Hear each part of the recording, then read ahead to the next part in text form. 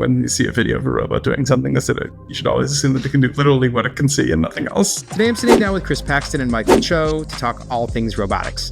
The two of them are co-hosts of a weekly robotics podcast called Robopapers. I see two huge bottlenecks in robotics. So one is obviously lack of robotics data. The other huge bottleneck I see is real-world evaluation. They interview robotics researchers to discuss a recently published research paper each week. I think these robots are funny before they are useful. Now, the two of them are really at the forefront of robotics research, which is the reason why I wanted to have the conversation with them. Chris currently works at Agility Robotics and is a roboticist, and Michael has been in and around the robotics space pretty much his entire career. So we train the robot how to do something in a simulation, and then it also has to work in the real world. I hope you enjoyed the conversation, and to remember to go direct.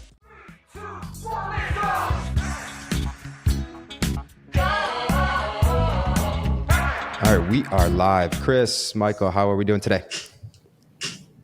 Yeah, Great. How are you? It's morning here in Hangzhou in China. Hopefully I don't get kicked out by the firewall, but otherwise, yeah, it's great to be here. Great. So yeah, Mike's currently in China. Chris is in Pittsburgh, and I'm in San Francisco. So we're a little spread out. So hey, listen, guys, it was I was excited to reach out to you all because for most folks that don't know, you guys started a podcast not too long ago called Robopapers, where you're doing weekly interviews with folks that are putting out a variety of technical papers related to research around robotics and kind of moving the field forward.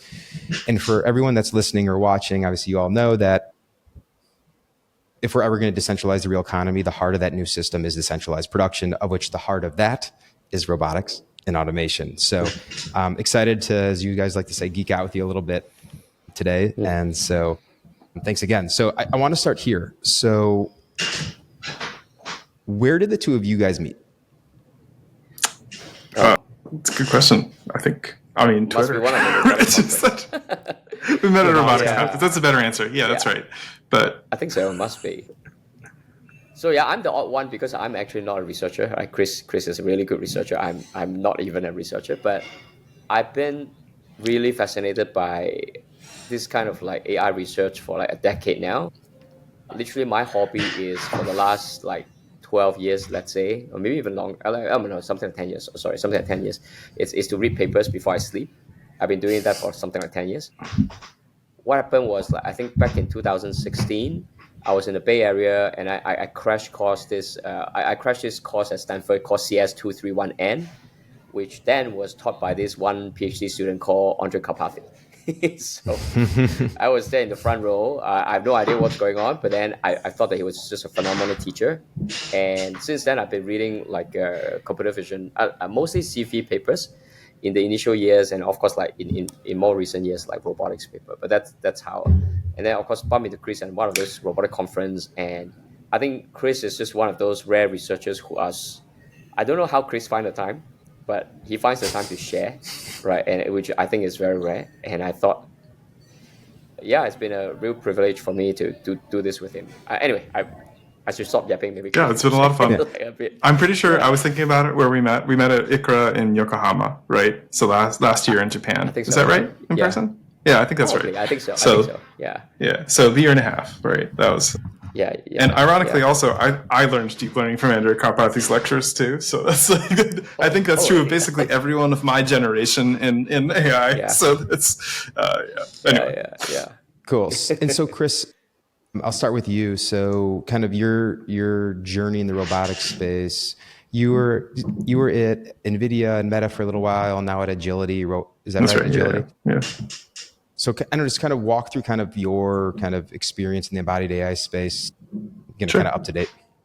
Yeah, so I got my start in my PhD at Johns Hopkins University in Maryland, and so initially we were doing surgical industrial robotics with we did a bunch of work on how to teach robots to do different tasks and try to make them easier to use and all this. And this was all really before deep learning really worked. So it's all the stuff that it's ironic looking back at it now because a lot of it doesn't it ended up being quite different, I think, than the things that actually we use these days. But then after that, I went to actually during that, missed one, which is that I did a co-op at Zoox, so to Zoox for like a year and a half, so which is a Zoox self-driving car company. So that was, but then I did postdoc, did WAMC at NVIDIA, and was there for a while. Moved to Pittsburgh, and then after moving to Pittsburgh, then I moved to Meta, and since then been at startups after Meta, which is yeah. So I've worked in a lot of different parts of robotics over the years. Actually, I mean, yeah, many different robotics fields and industries. I don't know. Is there kind of an underlying theme with kind of your research or what you work on that you enjoy doing across the different robotic systems, or is it kind of pretty wide ranging? I think a lot of it's been wide ranging, but my research area, the area that I've always been excited about is like long horizon reasoning and planning for robots. So like, how do we get robots to do like multi-step tasks? How do we get them to reason and be able to interact with the world? Like, one of the things that I was most excited about that I did last year was working on like the work on Meta, and the work that I did last year, a lot of it was around like home robots and like reasoning about how can they like reason about and represent their environments to be able to make like long horizon decisions. And what that means in practice is me being able to tell my robot like, hey, can you go find me my drink, and have it go and like search the house and look for it and pick it up and bring it to you, stuff like that. So like, because like obviously this is like this is actually still fairly challenging for robotics, that kind of stuff. And I think home robotics is something that I've always been very passionate about, which is quite cool. And Mike, over to you. So obviously, outside of Robopapers, what are they kind of what's the day job, or what do you do every day? Yeah. So I'm the co-founder of this project called Beat Robot, where we're trying to use crypto incentives to incentivize or gather resources to push forward like embodied AI research. I don't know whether I lost you at the moment I say crypto. It just made me like 10 times less serious. But I genuinely believe that. But anyway, not at all, but go ahead. Yeah, so how I started in this space was I literally was just with my younger brother, Sam, who's my co-founder. So during the pandemic, we were just like, on the weekend, so he's in China, I'm in Singapore at the time, and during the pandemic, I want to say it. So it's the end of the world. We don't know what we should do, but we want to have a reason to keep in contact. So every weekend we'll come together, like build our own sidewalk robot. It honestly just started out as a weekend hacking project to keep in touch with my brother. Then we decided to start a company because our observation was that a lot of sidewalk robots that were built by these like bigger startups and the Amazons of the world, their robot are roughly like pretty expensive, like $10,000 or more. Because at the time with assembling our own, I have a pretty good handle on the build of materials, and so we thought that if you take the Beatleism worldview, right, maybe we already have the recipe, right, all this offline RL invitation learning stuff, right, which I think 4 years ago is starting to show some signs of life. Then, and if you look at these robots as real world robotic data collection devices, like $10,000 robot will just not scale, like won't get you that data. So we thought, okay, very naively, to be honest, at that time, me and my brother have never done robotics as a real, we are not roboticists to begin with. We thought that maybe someone should build a toy that's like $500, that's like a sidewalk robot toy, basically. And we thought it can be built at that price by just making a dumb robot. So yank out the big GPU, very cheap cameras basically, and just have it 100% like human control. So no AI, so just a dumb robot. This is during the pandemic, right? So the bet that we made was that there was this huge investment that was brought forward, let's say a decade, so that we can have video calls like this, right? So because before that, the internet wasn't really geared towards like real-time communication, but because of that. So we thought, okay, maybe it's possible for someone in New York to control a sidewalk robot toy somewhere else, and that could be a really interesting gamification. So honestly, it all started off like that. Everything along the way, it's just stumbled into it after the other. I'll say why I got a lot more into this robotic research is from this robotic game. So think of it almost like a Pokemon Go, where you have human gamers that drive around, like pick up virtual items on the map. We started gathering data from very early on, and turns out that data was actually really useful for some of the folks that are doing urban navigation robotic research. And that's how we started working with some of these really top researchers. Like for example, we co-organized for a couple of times now this competition called Earth Rover Challenge, where we pit the top human gamers in our game versus AI models that are built by different labs, right? So, UT Austin, Seoul National University, National University of Singapore. And that one is actually co-organized together with many folks from DeepMind. And so, yeah, I mean, I thought that there's something there because like I was such a small, tiny little project to get the attention of this top researcher to spend time with me to organize competition like this. I thought there is something there. And so, yeah, so anyway, yeah. And so that's how I so got essentially, further into it. just like to summarize then, so that kind of the idea was the gamification of basically teleoperation of robots to collect data to help in the training process. Is that kind of the best way to describe it? Yeah, pretty much it. Yeah, I would say that's not the only thing that we do now, but that's definitely it's a big thesis of mine.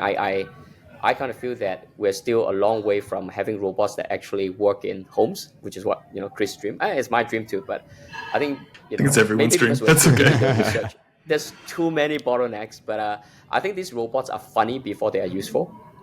So I think like the current product market fit is actually doing entertainment with robots. Whereas we've seen, I actually also have a separate project that do this like humanoid fighting thing.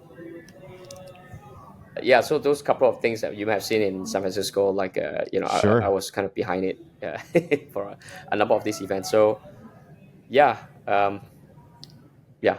So let's talk about those bottlenecks, right? So obviously, like it's common knowledge that obviously there's a training gap, and obviously it's like you need the most diverse, large data sets to deal with edge cases and with larger context windows. We can go on and on and on, but can we drill? I want to get each of your perspectives on really where the main gap lies or the main bottleneck lies, because it's so hard to determine between like what, especially folks that are building robots, put out there from a marketing standpoint and how far away we are to actually make them useful. So Chris, maybe I'll go over to you first. Like if you were to boil down kind of, if there's one or two things that really stand out to you of the bottleneck around the current bottleneck around training gaps and, where are we really at? What is the current state of the industry?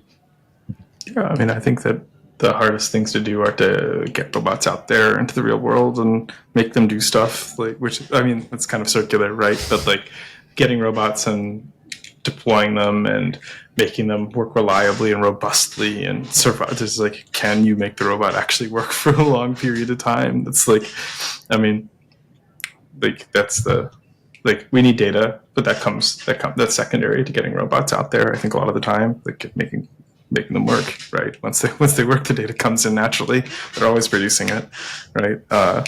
So, yeah. How about Michael? What's kind of your perspective? Yeah, I think broadly speaking, I see two huge bottlenecks in robotics. So one is obviously lack of robotics data. I think that so if you look at the internet, like I think that the whole internet is just the output of humans' conscious thoughts, right? So we're able to record those things down. That's why those are a great training model for LLM, VLMs, and whatnot.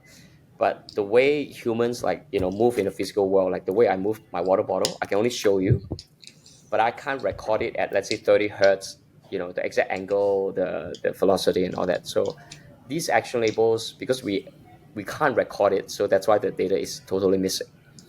And except I guess maybe Tesla, they put a human in a robot on wheels, and then they collect what the human driver is doing. So those action labels. So I think the robotic data is very much needed, and there are three types of robotics data, like teleoperation and video data, and also like synthetic or like simulation data. But then so that's one big bottleneck, just data, and three types of data.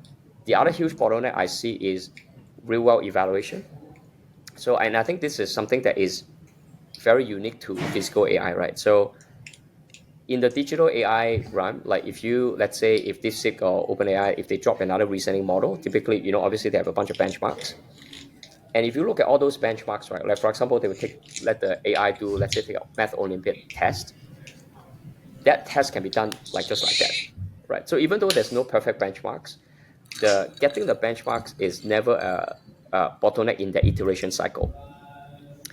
Whereas the physical AI, like you can test all you want in simulation, but ultimately, like literally rubbers hit the road, right? You need to see how they fail, and because you can't speed up time, like how do you know, for example, whether you build a great model unless you measure how long does it take before it fail? Like this is the only way to do it. And so I Sure. think real world eval would be a huge bottleneck. Literally, if you look at robotics, like I mean, Chris and I talk about this all the time. There's no benchmarks. Yeah. Unlike there's no benchmarking because it is just nearly impossible to have benchmarks in robotics. Whereas I mean, everybody's in robot's the different. digital AI world, Yes, there's a lot of everybody's benchmarks. house is So different. everyone is Yeah, it's claiming exactly. in their paper they have this success rate. You just have to take it that okay, they did their work and it is what they say, but no one can verify it. Sure. It's getting better, but yeah, definitely no. Oh, that's so hard. Yeah. All right. Well, it's an interesting question, right? I guess this one's for you, Chris, was that because obviously you're working on, or Agility's working on the humanoid form factor, and yeah, it's kind of like when the world of robotics is like, just show me.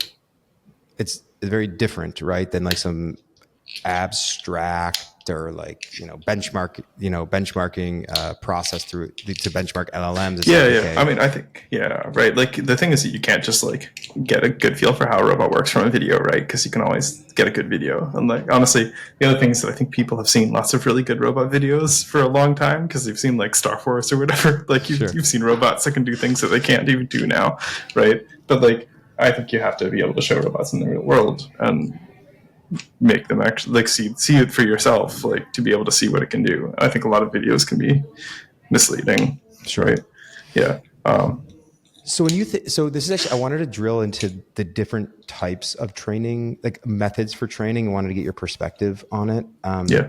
So because that's also another aspect that's kind of a little bit unclear for like what is the most effective. Is it a mix of all of these? So let's start with just teleoperation. So Michael, kind of what's your perspective on like what does teleoperation truly allow you to do to solve some of the training gaps that currently exist? Yeah, I would say teleoperation is the gold standard amongst the three types of data I mentioned just now. Like it's, but obviously for it's extremely costly to collect. I say it's a gold standard because it you are doing in the real physical world with a real physical robot, so you don't suffer from, let's say, embodiment gap, and you collect exactly. Typically, I mean, this is humans controlling the robot, right? So you also in a way collect human intention, like what would a human do like in this instance, right? So there's some social compliance stuff that also naturally get collected. As so I think it's great for all those reasons, but of course these robots break all the time, and you can't respawn them, like in a simulation. So that's a huge thing. Yeah, so I think my take is that if you can gamify it, then hopefully you get more people to constantly do it, but you still cannot get away from the fact that like these things will break all the time and makes it very, very hard to scale. Yeah. Yeah, what's your thought, Chris, on the teleoperation side? I mean, I think that like you're saying, that's the gold standard. Getting real robot data, and I think the gold standard is actually probably the best data is probably like the data the robot collects itself. It's probably like reinforcement learning kind of data, but like that's pretty rare still. But like the robots are. Teleoperation data is great as long as you can actually get it right, but scaling it's hard. And so that was actually the next the question was kind of reinforcement learning. So kind of, Chris, can you kind of explain that for folks that might not be so sure, yeah, understanding of like what that actually means in the term of robotic space? Yeah, sure. Yeah, so I apparently even wrote a book chapter on this for what it's worth. So there's so reinforcement learning is what's the best way to describe this? So you really should have a better answer for you off the top of my head. But it's basically the idea that the robot needs to be able to like teach itself from its own experiences. So it's the way that you or I learn to perform a task is not by watching. Like I don't watch. Like if I wanted to learn how to like hit a tennis ball, I think that's to serve a tennis ball or something like this. Like I wouldn't do that by just watching a bunch of YouTube videos. I would do that by tossing a tennis ball and trying to hit it, right? And then practicing for days or weeks or months or years, depending on how good I wanted to get, right? And that's what reinforcement learning is in general. It is saying that the robot is going to just like sit there and take in information about the world, and it's going to like make a decision and try something, and if it fails, it's going to take that and think about it and do better next time, hopefully. Or it's going to, if it succeeds, it's going to be like, okay, that was good, let's try again a little bit, let's like try to do more like that, right? So yeah, and the reason that I'm saying it's the best is because like it's the same reason that it's best for you or me, right? Like if you want to learn to do something, you'll have your own embodiment and your own version, your own like thoughts about how to do that, and you're never going to really get that from watching someone. But like you'll do pretty good from watching someone. You'll learn a lot from watching someone, but you still at some point always need to do it yourself, right? And so that's a good segue into kind of another aspect, which is kind of one I really wanted to better understand, which is learning from kind of human video. So the concept of can you collect, you collect data, you label it, you provide context, you on and on and on, you have your own data schema. So Mike, what's kind of your perspective on, because of just what Chris said around like you actually have to do the thing to learn the thing. At some point you can get pretty far without it, right? Let's dig into that, because like this is like a very abstract thing for folks that aren't in the robotic space. So right. How useful is kind of human video for training robots, Mike? I mean, do you think is that a critical piece right now, and will it be a critical piece going forward? Or is it going to be the robot physically physically watching someone and not video? Yeah, I think it's a critical piece, but it can't be the only piece. I think, like I said just now, there are 3 types of data. You don't need all 3 types, is my view. You need to co-train on all 3 types. Video being one of them. Video is great because it's so easy to collect video. We already have a lot of it on YouTube, let's say. You can also quite easily just collect egocentric video, that sort of stuff. The issue, the great thing about video is it's because it's so easy to collect, you get a lot of diversity of environments and tasks. So, and you want the diversity, right, to so-called hopefully allow the model to see more things and then generalize better ultimately. But I also think that there's a pretty low threshold to what, like the performance of a model that you only train from video, because these videos doesn't come with action labels, unlike, let's say, Teleoperation. It's how I think about it. So you always have to use some techniques to infer actions. But those actions are always, like approximation. Not only that, because every embodiment is different, right? Imagine you have an egocentric video of some humans doing something. The thing is, all of us have hands, but all of our hands look similar, but they're actually also distinctly different. And I tend to think that in robotics, all the minor detail matters a lot. Like, millimeters, you're talking about 50 milliseconds, latency, could be the difference between you falling down and standing up, And so when you actually apply in the real physical, because the real physical world, like physics is just brutal, like gravity is brutal. Like if you just miss by that little bit, it's the difference between you're able to do it and not doing it. And so I think video is great, again, to give you that whole very broad concept. Okay, what is playing tennis, what is playing basketball, things like that, right? But if you actually want to play basketball, I think you can't just watch play basketball. And so, Chris, when you think about what Mike just said, which is obviously capturing video in the diversity of environments, is actually a very easy thing to do, obviously, with all the devices that we have today. Like, as a roboticist, if you're to start collecting a bunch of this data, what would need to be built on top of it for it actually to be useful for someone like you to actually train the robots that you're working on? Yeah, so like Michael was saying, like one of the things that you need to do is kind of have the robot needs to be able to understand like the actions that are being performed, right? So what that means is like a lot of these methods that you'll see, and we've talked about we've had a bunch of these on our podcast, right?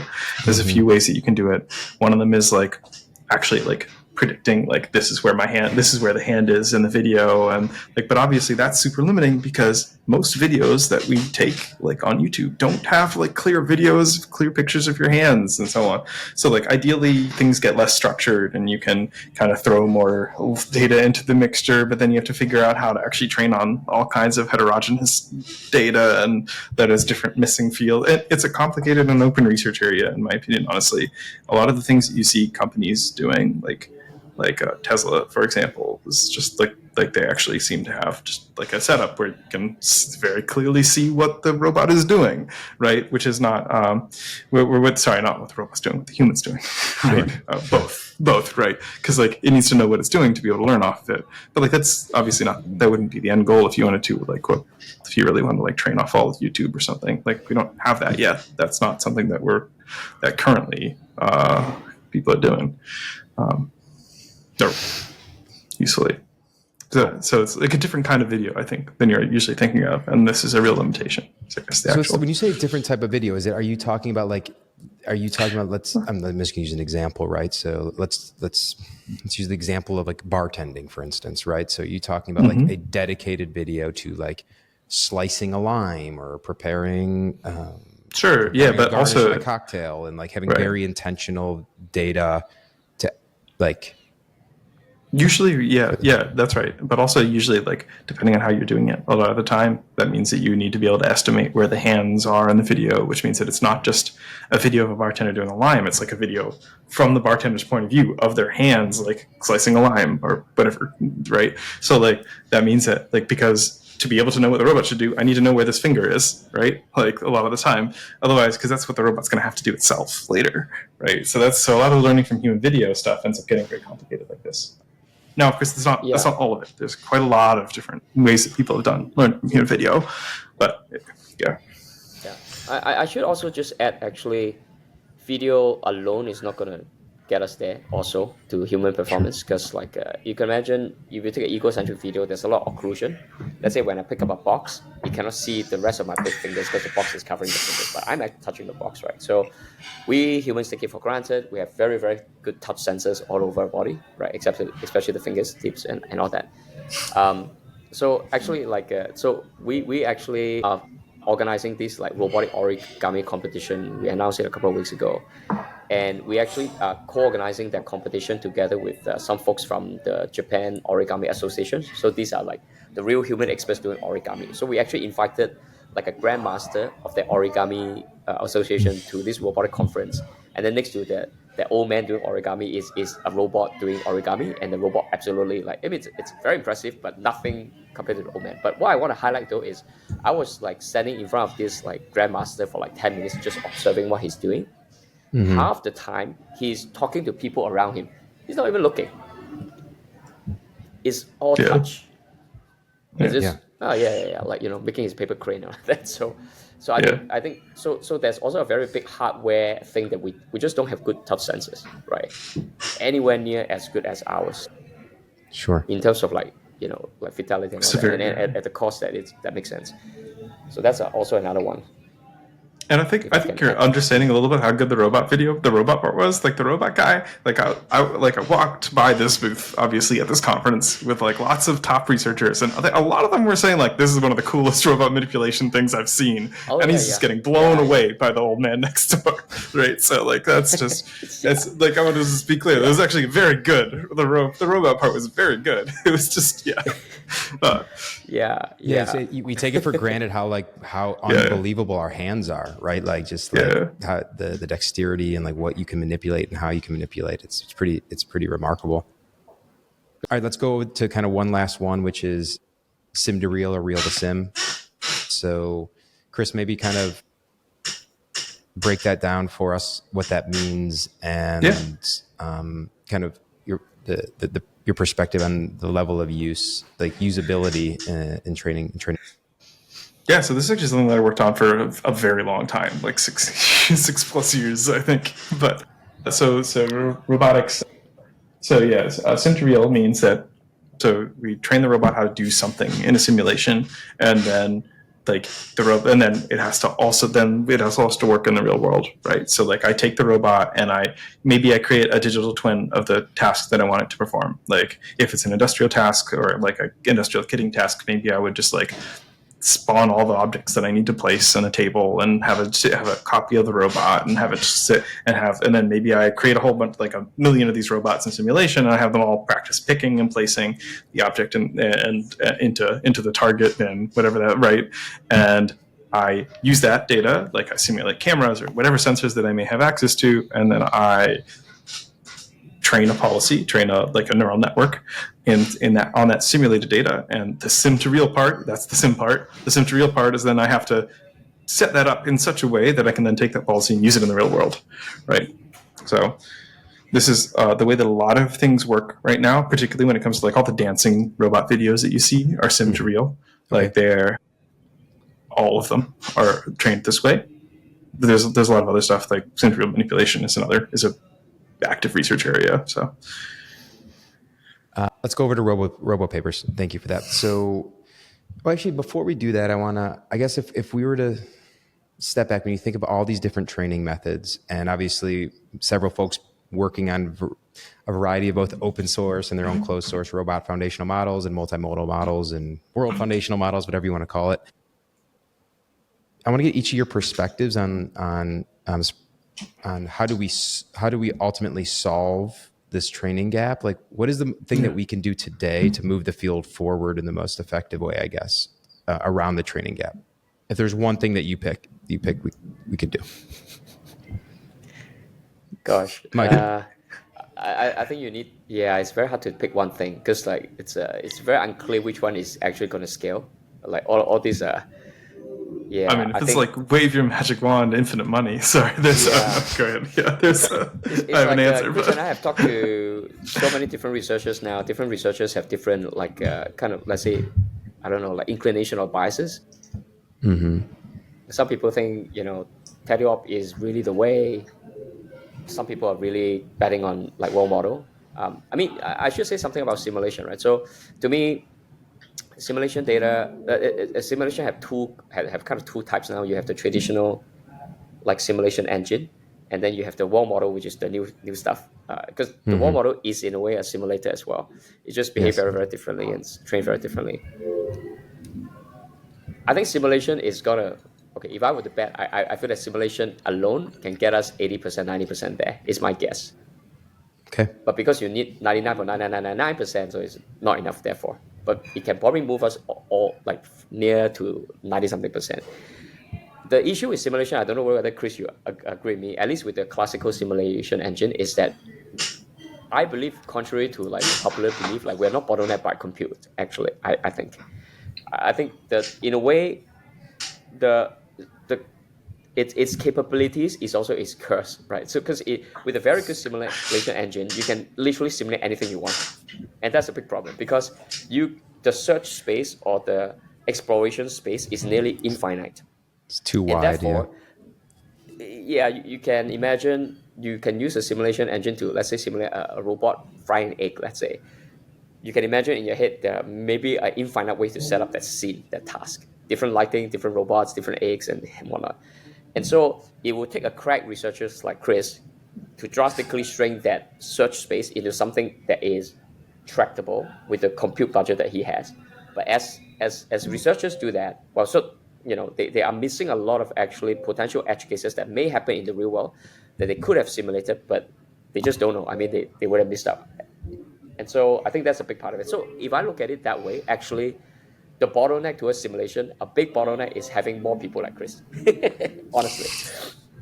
Because that process is very curated, like it's very handcrafted. Like you need, like Chris will have to come up with very handcrafted rewards functions for the reinforcement learning, things like that. It's all very handcrafted. So, which means actually the human in the loop, and you need crack researchers to do it. Sure. Yeah, it's a very, very specialized skill set. That's a big bottleneck. World model, on the other hand, all this like video generation, I think is also very, very interesting. I think they potentially can move the needle a lot. But you can imagine to build a world model, you also need a lot of probably video data and teleop data too. So you still need a lot of data. Everything. Yeah. A huge amount, Right. huge amount of data to build a decent world model, right? So, yeah. So it's hard to pick one. I feel that teleop data, video data, simulation, all are needed. Like we need all, and there's a lot of papers that we've come across, that we've interviewed that do co-training of various sorts, right? They'll bootstrap it with some teleop demo, super high, gold standard, and then they'll scale it using some video or like do the real to sim the real thing. Yeah. So, yep. Sure. What's your thought, Chris? If there was kind of, do you have one thing that kind of stands out in your mind? If someone who's actually in there doing, working on it every day. I mean, I think that if you were gonna like wave a magic wand Sure. and had infinite money, then I think you'd just have lots and lots of robots doing like. I think that they're worked, right? But practically speaking, I think Michael's correct. Like it's just like it seems like you need a little bit of everything because they're all good at slightly different things, right? And they all have different pluses and minuses, and Sure. yeah. So the real solution is going to be a mix. So, Chris, I actually saw a recent tweet that you put out that caught my eye, and I don't have it in front of me, so I might butcher it a little bit, but basically the premise was, the reality of it is if we want low cost generalized robots, we need a bunch of robots in the field learning and actually doing stuff.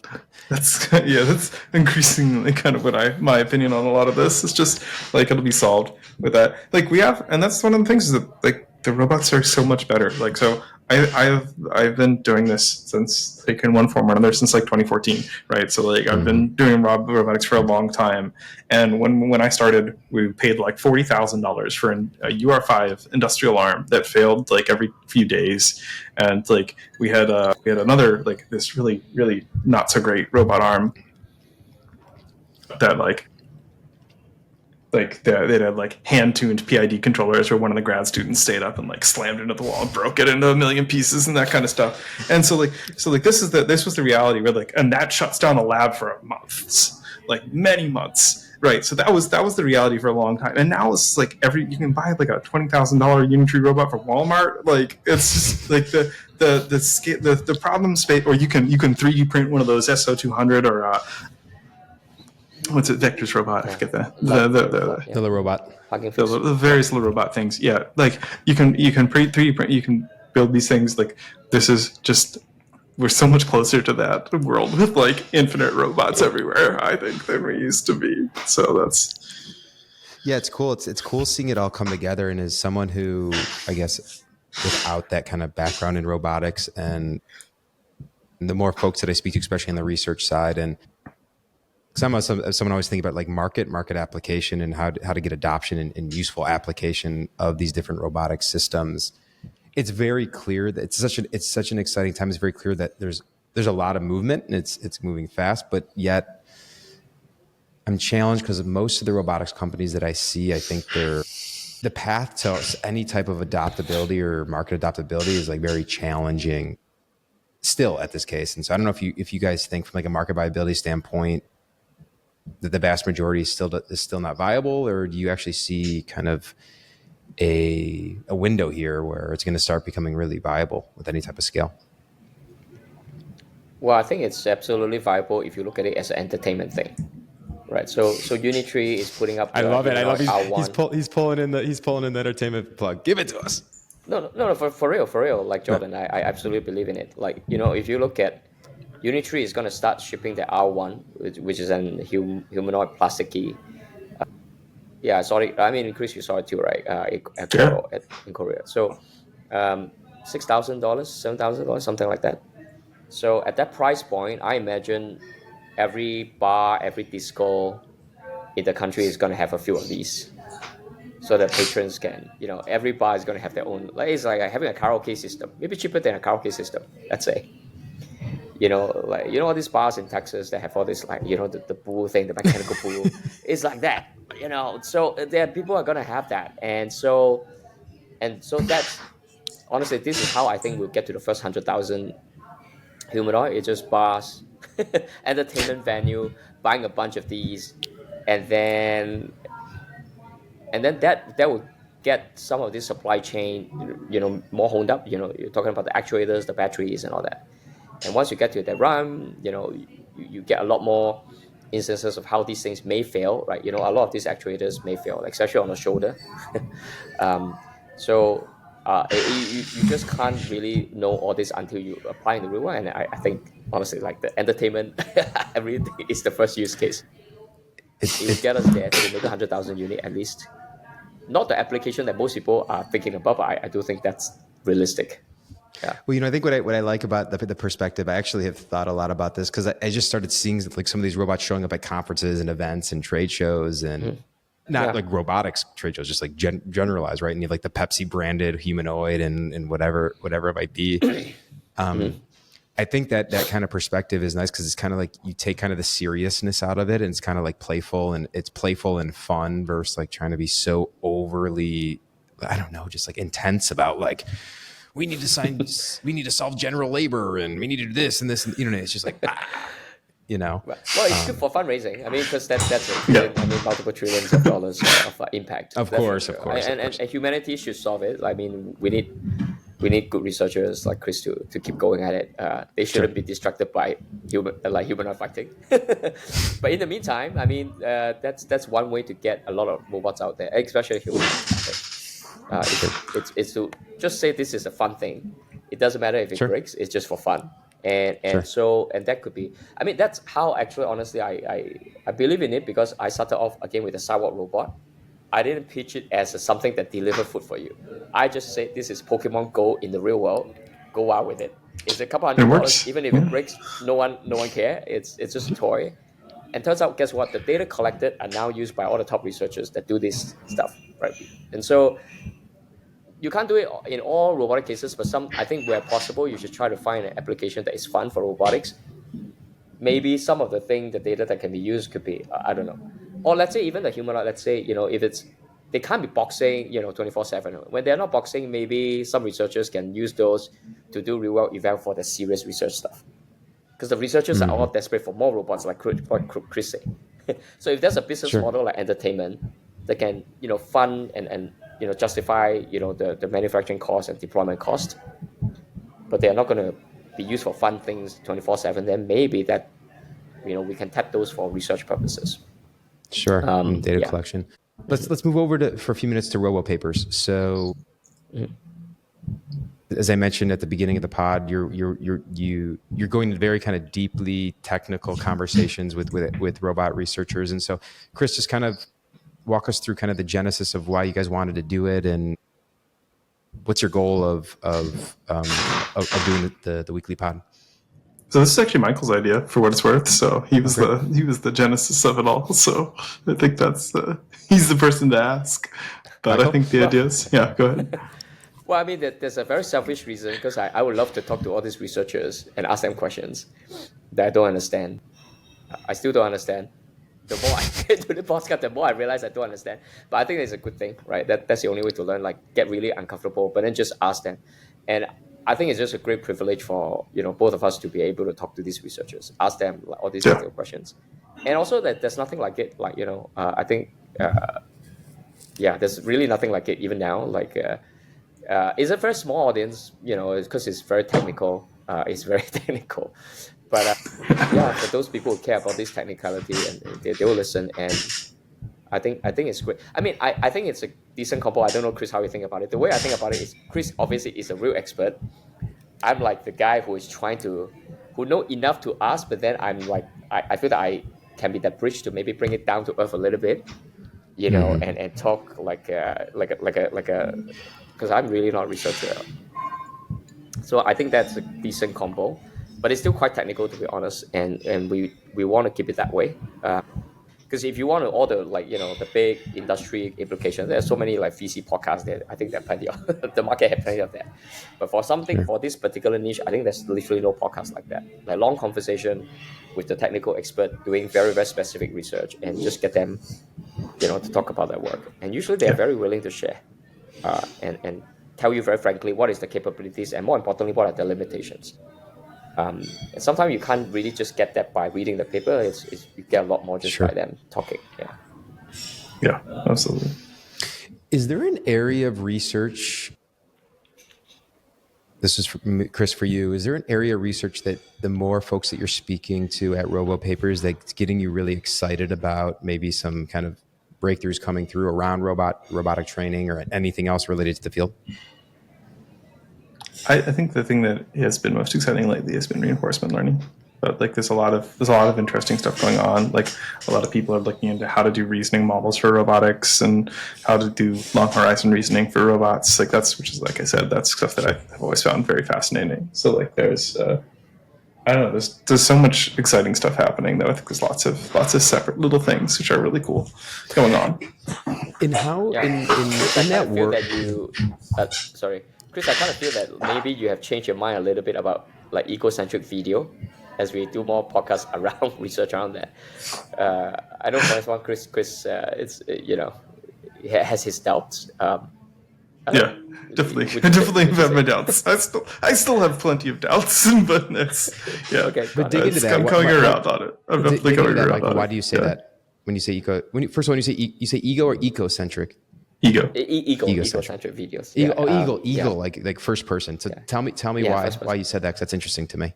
What's changed? Well, because I know like Chris is pretty bearish about these stuff, but I mean we still try to keep an open mind, So we've talked to a bunch of researchers that have papers on it, and I kind of feel that Chris is, I mean, he has his doubts, I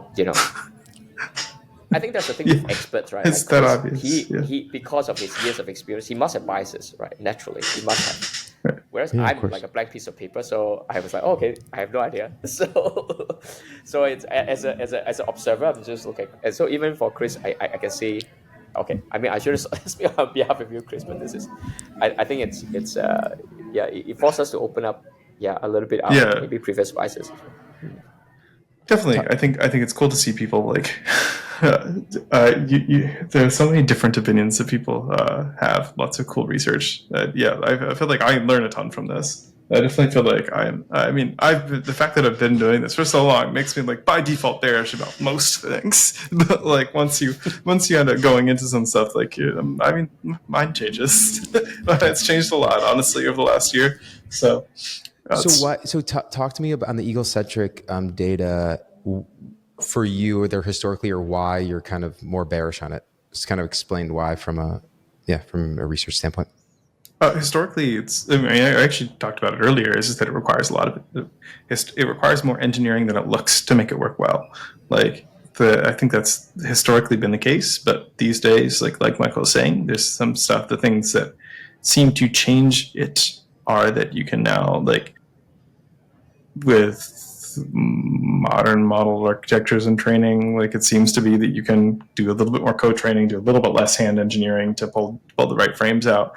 Like with a lot of this, and that as long as the problem with most robotic stuff, like you were mentioning earlier about the business side, and whether or not it was ready. Like the problem with most robotic stuff is that it generally takes like a couple PhDs to make it work, and Yes. so the more engineering you have to do, the less I buy it, right, as something that will like scale, I guess, right, and that's been the source of my skepticism a lot of the time, is that it's like it seems like wishful thinking that this will work, but then it's like you start to see, oh yeah, this is actually kind of working for people. All right, maybe my mind can be changed by that. Cool. Yeah. Michael, I have to ask you. Before you mentioned incentive structure and to collect data, and crypto is a way to use incentive structures. So that's super interesting to me for a variety of reasons, but break down a little bit more about what you're doing there. Yeah, so to be honest, I was a crypto skeptic 3-4 years ago until I discovered this project called Helium. These days they call these like DP, like decentralized physical infrastructure network. So, I mean, the way maybe I explain it like is, I mean, if you look at, let's say, for example, everyone knows Bitcoin.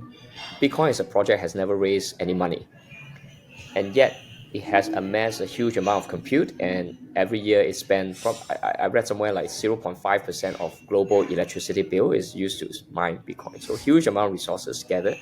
without raising money as a project. So there is something very unique about crypto that is very different as a way to do capital formation, or basically gather resources, that is different from the limited liability company kind of the what we're used to for a few hundred years, right? And yeah, so I do think it maps quite well for some of these things we need to advance embodied AI. So a lot of this data, I think, ultimately should be collected what they call in the wild. I think in theory you can spin up some warehouses to collect teleoperation data, folding clothes, but I tend to think that those models that are trained just using like robots in warehouse will overfit to those control environment. Ultimately, Sure. these AI models are just compression of the underlying like data. So actually, I have a sense that for research to, I mean, if you want to build very very generalizable like model, you want the data, the underlying data to be collected in the wild, like, out there. And so it seems to me it's something very hard to do centralized. And crypto is a great way to just, it's like a bit permissionless, right? You get people to just show up, hey, help me collect this data in your home, and then we give you a token in exchange, right? It's almost like kind of like what, I mean, fundamental Bitcoin is doing, right? It's like you help me do this hashing thing, Sure. I give you Bitcoin, something like that. So, and I feel that if structured the right way, you can gather a lot of resources at scale globally. Whether, when I say resources, it could be the teleoperator, the man hour, right? Someone need to control the robot, someone need to deploy the robots, someone need to pay for the robots, right? And so, and even real estate, right? I mean, these robots need to be in somewhere, right? So paying for the Yes. real estate as well. So all this, I feel that can be incentivized with crypto if done well. So anyway, I don't want to shoot my project too much, but effectively, that's my belief for the last few years. So really want to really take a good crack at it, using it. Yeah, I do believe it. I mean, if it's done well, I think it can be. It definitely won't be like the scale of all these like large like AI labs, but I think it still can be maybe few billion of US dollar kind of like resources that can be gathered this way. I think crypto is way more mature now. There's a lot of like capital within the crypto market. Sure. And I think if we can activate those capital and then pull it and then turn it around and give to people like Chris, so then again, accelerate their work, I think that would be a great thing to try. Cool. All right, you guys ready for a little rapid fire to wrap before we wrap up? Yeah, let's do it. Sure. All right. I'll start with you, Chris, and then Mike, go over to you. What's one myth about robotics you wish you would die? Wish would die. I don't know. I don't have a good answer for that one. Michael. What are myths about robotics right now? I think. I think a lot of people overestimate like what things can do from videos. Let's say that. That's like, I think that generally the rule of thumb when you see a video of a robot doing something is that you should always assume that it can do literally what it can see and nothing else. And I think that a lot of people tend to generalize a little bit more than that. That would be my. Yeah, for me, I think it's even like I wonder whether we're in a local minima where the whole world is just trying to gather a lot of data to throw in a lot of compute to solve embodied AI. Chris and I talk about it often. Like, I call it the mosquito intelligence. Like, I can barely like catch, like, kill a damn mosquitoes. The thing is so tiny, probably running at 0.1 watt. Must have a very very tiny like whatever embodied AI model that's in this brain, but it's got excellent physical intelligence. So there's something missing there that nature has figured out that I feel that we're just maybe using don't know how many percentage of global GDP to gather this data and compute to solve something that a mosquito like figure out at birth. Yeah, I don't know.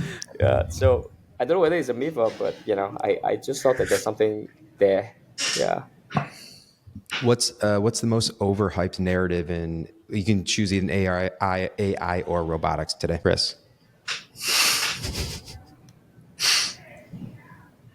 Man, you're in this stuff every day. You gotta have a good answer on this one. Yeah. I don't know.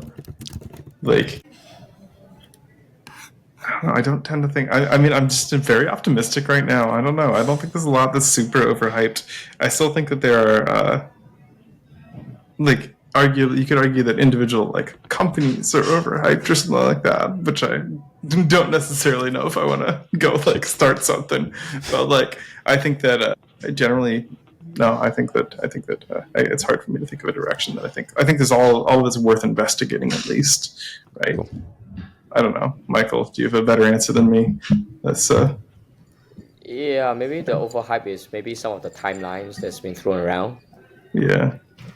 But I suspect it's overhyped in the near term, but underhyped in the long term. The typical. I think that's fair. I think everything. Yeah. I think all of these are equally good directions. I think that things will generally take longer than you expect. That's always the rule. Yeah, I think that's especially robotics. Yeah, especially in robotics. Physics is brutal, man. No mercy. Right. Yeah. Yeah.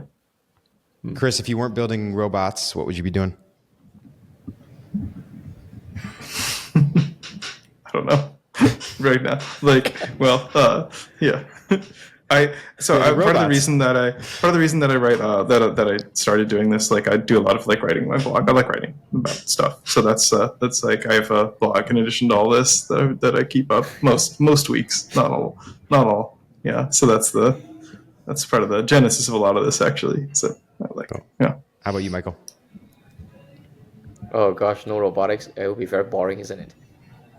I don't know. I do some music on the side. I street sing sometimes. Maybe I street sing more, but I think robotics more fun. So I don't. Yeah. I'll just do robotics, I guess. Yeah. Who else should I talk to at Going Direct about robotics embodied AI? Any name come to mind? Yeah, you should maybe talk to some of these founders from the Chinese manufacturer. I think they will offer a very interesting perspective. Yeah. Most of them only speak Chinese though, so that's the problem. If you can find someone, I think they will offer a very different perspective from what we typically read about in the West, I think. Mm-hmm. Chris? Well, you already talked to Bernd and to Physical Intelligence, who are two of the top ones that I would have recommended, right? So those are I think they're doing really cool stuff. Let's see. Yeah, I think I know. Yeah, getting on. I'm a huge fan of what. Yeah, I mean, I know. I'm really bad at it. Well, this is I remember it's late at night for me. No, it's not that late. It's not even that late. I think one that I've liked lately has been Dyna, the Dyna Robotics startup. They do just making the robots work all the time. There's a couple others that are doing home robotics, Weave, that I think are really cool. I think that they just have a different perspective on this, not going with the humanoid, which is, whether that's right or not, it's interesting to see the difference in design choices. There's a lot of I love the open source stuff coming out of Hugging Face, the community they've built up. I don't know, it's hard to come up with a single answer. I think there's a lot of cool stuff happening. Yeah, Mike, I might take you up on that offer. I think it would be a very interesting conversation from one of the Chinese manufacturers.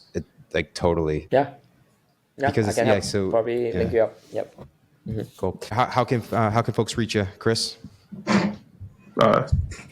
Twitter, usually X. So the best place. Yeah. Cool. Yeah, same. And Michael? Yeah. Yeah, the same? Same.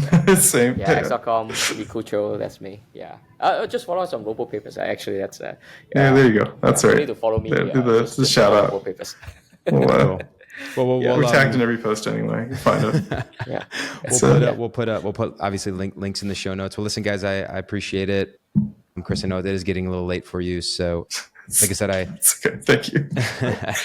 I really dig what your folks are doing on the Robopaper side, and I think I wanted to give the audience your perspectives on it, because you're speaking with a lot of researchers, and and so we'll include that all in the show notes, and look forward to keeping in touch, and and go from there. Okay. Awesome. Thanks. Well, thanks for having us. A lot of fun. Bye. Have a good one. Cheers. Bye.